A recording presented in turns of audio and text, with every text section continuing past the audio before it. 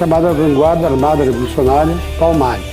Nós praticamos ações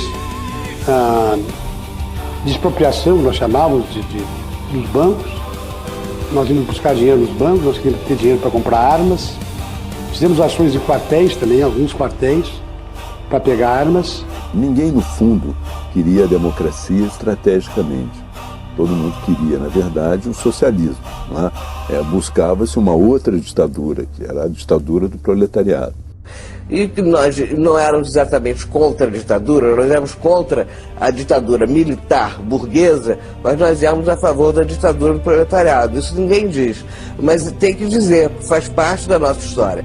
É a mentira que, de tão repetida, tornou-se história. Mais tarde, as narrativas históricas vão ficando cada vez mais deturpadas em relação a esse período, até o ponto de hoje, infelizmente, parecer ponto pacífico que gente como a Dilma, por exemplo, tivesse lutado pela liberdade ou pela democracia ou pelos direitos humanos. Isso é uma falsificação histórica. Derrubar o regime era o pretexto utilizado ao atrair militantes para a causa principal: instalar a ditadura comunista. Eram dezenas de grupos que, com brutalidade e frieza, cometiam atrocidades contra o povo brasileiro.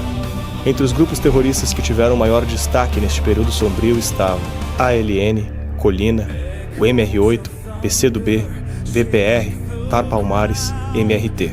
Estes grupos eram formados por pessoas que protagonizaram nos anos seguintes a política no Brasil. Entre elas está Dilma Vana Rousseff, que pertenceu aos grupos Polop, Colina, Par Palmares e virou presidente do país em 2011. Os grupos que Dilma participou foram responsáveis por diversos atentados, assaltos, sequestros e assassinatos.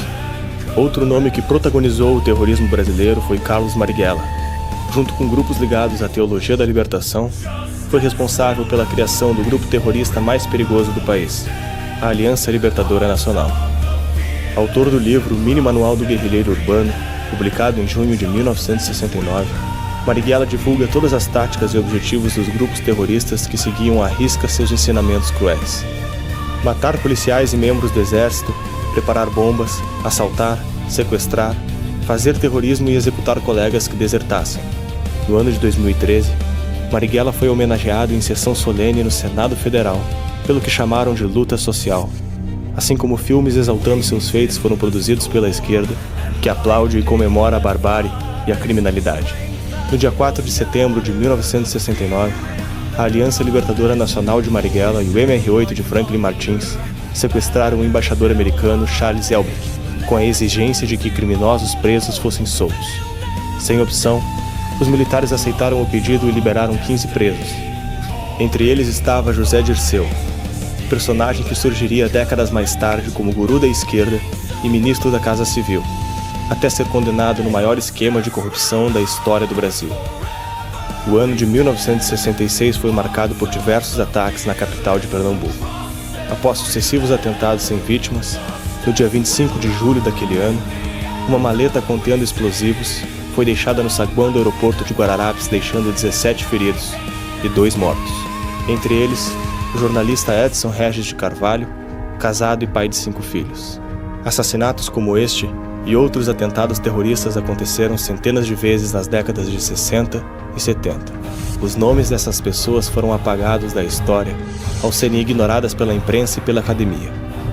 Nada se falou das vítimas que o comunismo fez no Brasil. A história dos inocentes não foi contada. Foram 119 vidas assassinadas em nome da Revolução. A maioria não tinha a ver com a guerra entre militares e terroristas. Há uma divergência sobre o número de mortos e desaparecidos durante o regime militar: 424 segundo os movimentos de esquerda, 362 segundo os militares. O número verdadeiro deve estar em algum lugar no meio dessa diferença. Com o terrorismo comunista cada vez mais crescente, a esquerda radical deu o pretexto para que a população sentisse medo e a linha dura do exército conseguisse expandir o seu poder. E foi nesse ambiente de guerra que psicopatas, torturadores e criminosos de ambos os lados se valiam para praticar as suas perversidades em nome de uma causa ou de outra. A tortura contra opositores já era presente na política desde a ditadura de Getúlio Vargas. Infelizmente, ela não teve o seu fim no regime militar. A guerra travada pelos terroristas expandia as justificativas para a repressão por parte do exército.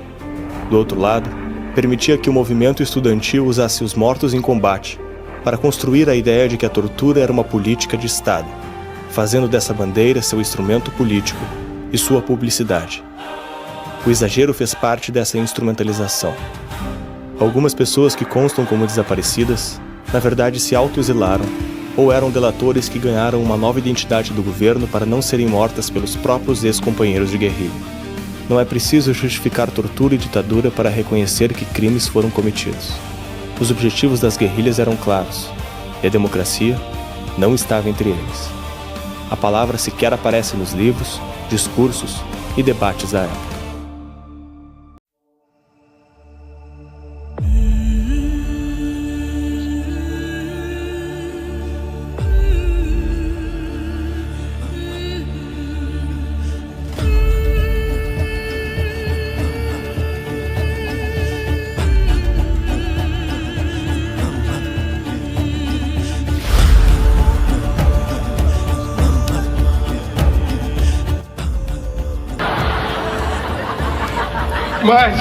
Mas eu me contive hoje, né? Acho que hoje eu já fiz o que eu tinha que fazer. O maior problema não é Alexandre de Moraes, mas de onde vêm as palmas. Esta juventude será os novos da Ordem dos Advogados do Brasil, a OAB, e serão juízes e desembargadores e outros. Todos que negarem sua posição política, assim como as testemunhas de Jeová, não votam em candidatos até mesmo que tenham a mesma fé conservadora, verão novos ditadores arruinarem suas vidas e liberdade e valores religiosos. Um desembargador do Tribunal de Justiça do Maranhão, terra de Flávio Dino, transferiu 3 bilhões de reais de depósitos judiciais para o BRB, o banco público cheio de esquemas com o Master e com Daniel Vorcari. E o pior, ele tomou essa decisão sozinho, sem consultar os colegas. Os demais desembargadores o humilharam numa reunião e até mesmo o CNJ vai investigar se ele cometeu algum crime. E você sabe a pena caso ele seja condenado, não?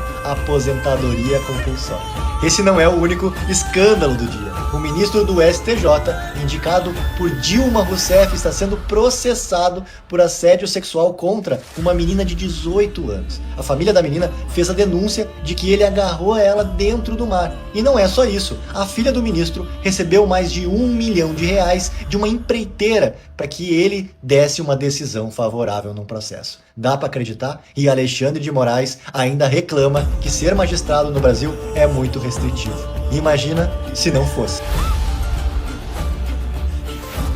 As instituições brasileiras foram aparelhadas por ideologias marxistas comunistas e os bandidos profissionais roubam o povo. Assim como o caso do cachorro-orelha, eles mentem, escondem provas. Vimos isto no caso do 8 de janeiro, Flávio Dino, e todo um sistema unido e cúmplice a manipular as imagens de todas as formas. Nos resta agora ser a voz de Deus, como lutando sem esforços para limparmos nossas instituições republicanas e Estado de Direito.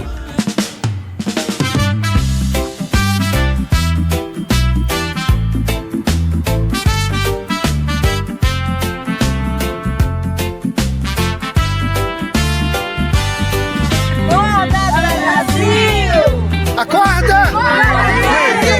Acorda!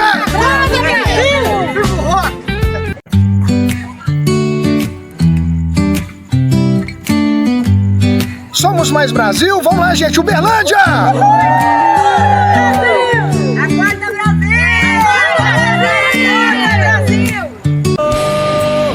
Cuide da minha família, abençoa minha casa, toma conta do meu lar.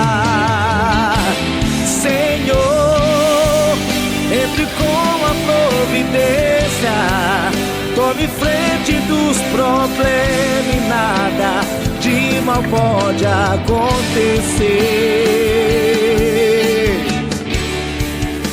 Com a minha família, nada de mal pode acontecer. Com a minha família.